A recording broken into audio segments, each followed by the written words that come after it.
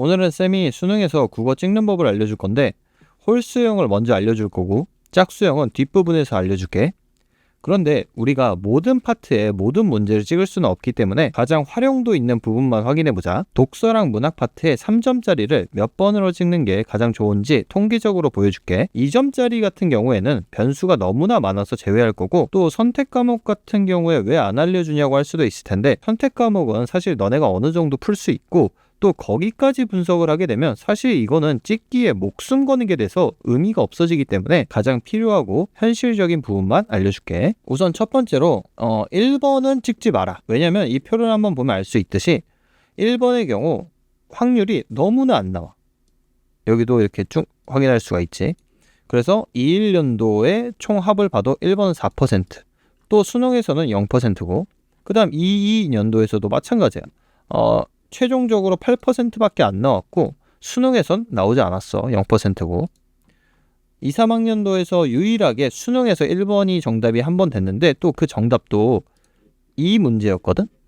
이 문제를 아는 사람은 알고 모르는 사람은 모를 텐데, 이 문제가 나온 다음 연도에 이제 정부에서 요구를 한 거야. 평가원한테 킬러 문제 내지 마라, 문제 쉽게 내라 하니까 이제 평가원이 정확히 이 문제를 예시로 들면서 우리 이제 이런 문제 안 낼게 하고 이제 대표적으로 보여준 문제가 이거였는데, 이때부터 이제 난이도가 바뀌게 되는데, 기존에는 최상짜리 문제를 하나씩 냈단 말이야. 그런데 이때 이후로는 최상짜리 문제가 사라지고 중상짜리 문제나 상짜리 문제가 여러 개 등장하기 시작해. 그게 수능의 역사 중 하나인데, 최상짜리 문제라는 건 어떻게 구성이 되냐면 말 그대로 문제 자체의 난이도도 높지만 동시에 심리적 요인도 고려하는 게 최상 문제거든. 즉 이게 1번이 정답이잖아. 그런데 1번을 찍으려면 용기가 필요하다고. 내가 찍은 이 1번이 100% 정답일 것이라는 엄청난 용기가 필요하단 말이야. 그래서 학생들이 당시에 1번이 정답인 걸 알면서도 괜히 틀릴 것 같으니까 다른 번호를 찍고 다 틀린 거야. 이렇게 심리적 요인까지 고려해서 나오는 게 최상짜리 문제인데, 이제는 최상짜리 문제가 사라졌기 때문에 평가원에서도 심리적 요인까지 건드리면서 너네를 힘들게 할 생각은 없어 보여. 굳이 이런 어려운 문제, 사고력 문제를 번호의 심리적 요인까지 고려해서 낼 확률은 매우 적기 때문에 이때 1번이 된 거 역시도 지금과는 좀 별로 관계가 없다, 이렇게 생각하면 좀 편할 거야. 다시 돌아와 보면 그 다음 연도도 마찬가지야. 2, 4학년도 역시도 1번은 수능에선 딱 하나 나오는데 독서로는 상대적으로 쉽기 때문에 너네가 1번이 나와도 쉽게 찍을 수 있을 거야. 그리고 1번 같은 경우는 이제 8%밖에 안 되고, 그래서 우리가 어려워하는 이런 파트들에서는 1번이 정답이 된 적이 없다. 수능에서는 간혹 모의고사에서 이렇게 나오는 거지. 그 다음에 올해 6구를 보면은 올해 6구 같은 경우는 1번이 이제 13%지. 그래서 굉장히 낮기 때문에 1번은 정답으로 찍기 굉장히 애매하다. 굳이 찍을 기대값이 안 나온다, 이렇게 생각을 할 필요가 있고, 그리고 이 전체적인 통계를 봐서도 알겠지만 일반적으로 수능에서 1번이 답된 적은 딱 한두 번밖에 없고, 나머지는 다 모의고사에서 간혹 1번에 내기 때문에 더 가치가 떨어진다는 점 기억하고, 그런데 동시에 알아가야 될 거는 1번이 독서나 문학에서 3점짜리로 답이 안 된다는 건 2점짜리나 선택 과목에서는 충분히 답선지로 많이 쓰인다는 거야. 왜냐면 결국에 평가원은 1번, 2번, 3번, 5번의 개수를 어느 정도 비슷하게 맞춰야 되거든. 하나로 찍는 학생들의 유불리를 방지하기 위해서 어느 정도 균형을 맞추거든. 이 점을 고려했을 때 너네가 2점짜리나 선택 과목에서 1번이 나오더라도 그거를 이제 쫄지 말고 찍는 거지. 그리고 1번이 앞에서 많이 나왔다면 니네가 뒤에 독서, 문학에서 3점짜리가 나왔을 때 1번을 쿨하게 제낄 수 있는 거지. 그러한 점을 꼭 기억하고, 두 번째는 쌤이 항상 강조하는 건데, 쌤은 이제 정답 선지를 무조건 5번부터 보라 하거든. 너네는 보통 1번부터 쭉 보잖아. 근데 여기서도 나오듯이 답 선지가 3번, 4번, 5번에서 될 확률이 매우 높아. 그냥 단순하게 계산만 해봐도 15 더하기 42 더하기 24는 81%고, 밑에도 마찬가지야.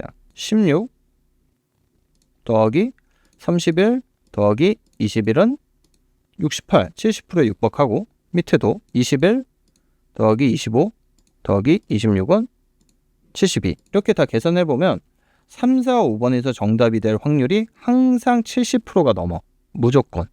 그래서 독서, 문학 3점짜리는 3, 4, 5번에서 주로 정답이 된다. 퍼센테이지로 따지자면 70%에서 80%에 육박한다 라고 생각하면 되고, 그렇기 때문에 너가 평소에 1번 선지부터 보는 학생이더라도 문학이나 독서의 3점짜리 문제는 5번부터 봐라. 왜냐면 쌤이 앞에 영상에서 올렸듯이 시간 경영을 해야 되는데 정답 선지를 찍고 모든 선지를 다 확인하는 게 아니라 찍고 바로 넘어가야 되기 때문에, 예를 들어 정답이 5번이야. 그럼 5번 선지부터 봤을 때 5번에 찍고 나머지 선지 4개를 확인 안 하고 넘어가야 된단 말이야. 그래서 정답 선지가 분포되어 있을 확률이 높은 3, 4, 5번, 즉 5번부터 보는 게 훨씬 유리하다. 이 점을 기억하길 바랄게. 그 다음 세 번째는 너가 아예 찍는 게 아니라 어느 정도 선지를 제낄 수 있고 찍을 수 있는 상태면은 올해는 2번을 한번 노려봐봐. 좀 더 자세히 이야기하면 너네가 이제 3, 4, 5번 여기서 몇 개를 제꼈어. 예를 들어. 그러면 2번이 정답이 될 확률이 좀 더 올라가는 게 통계를 봐서도 알 수 있듯이, 봐봐. 이 당시 21년도만 봐도 2번의 정답률은 15%밖에 안 됐어. 다 4번, 5번 이런 데가 이제 확률이 높았고, 근데 22년도부터 2번의 정답률이 25%로 상승을 하게 돼. 그 다음에 2, 3학년도도 2번이 21%, 어느 정도 3, 4, 5번과 균형을 이루고 있지. 그 다음 2, 4학년도 작년 같은 경우에 전체에서는 16%로 좀 낮긴 하지만 수능에서는 25%나 나왔단 말이야. 그리고 올해 같은 경우에 2번 선지가 정답될 확률이 12%밖에 안 됐어. 이게 무슨 말이냐면 평가원은 어느 정도 균형을 맞춘다는 걸 알 수가 있거든. 그게 무슨 말이냐면 봐봐. 여기서 2, 4학년도의 6구 수능 총합을 보면은 어느 정도 비슷하잖아. 이렇게. 이런 식으로. 뭐 어느 한쪽이 40%가 넘어가는 그러한 확률은 이제 21년도에만 이제 조금 나왔으니까. 그렇기 때문에 올해 2번이 나온 개수가 굉장히 적고 12%이기 때문에 너네가 만약에 3번, 4번, 5번에서 많이 제꼈다면, 즉 예를 들어서 3번, 4번에 제꼈어. 그럼 이제 5번을 바로 찍어야 되나요? 했을 때 2번도 선택사항에 고려를 해볼 필요가 있다라는 점. 물론 여기서도 1번은 답될 가치가 낮기 때문에 굳이 신경 쓰지 마. 그 다음은 이제 짝수형인데, 짝수형 같은 경우는 너네가 이거를 독립적으로 봐야 돼.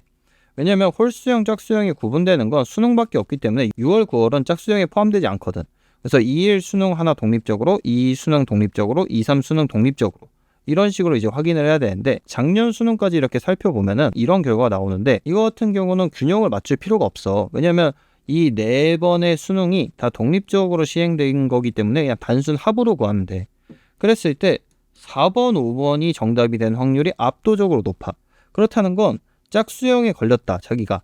그러면 4번, 5번 중에 하나를 찍어라. 그런데 여기서 또 알아둬야 할 게, 보통 홀수형을 먼저 만들고 그걸로 이제 선지 재배치를 하면서 문제 지문 순서 재배치도 하고 이러면서 이제 짝수형이 만들어진다고 하는데, 뭐 그게 팩트인지 아니면 그냥 헛소문인지는 모르더라도 일반적으로 근데 보통 그렇게 하는 것 같아. 그 과정에서 이제 3번의 정답률이 매우 낮다는, 그렇기 때문에 이거 같은 경우는 3, 4, 5번에서 답된다기보다는 2, 4, 5번에서 답이 많이 된다, 짝수형은.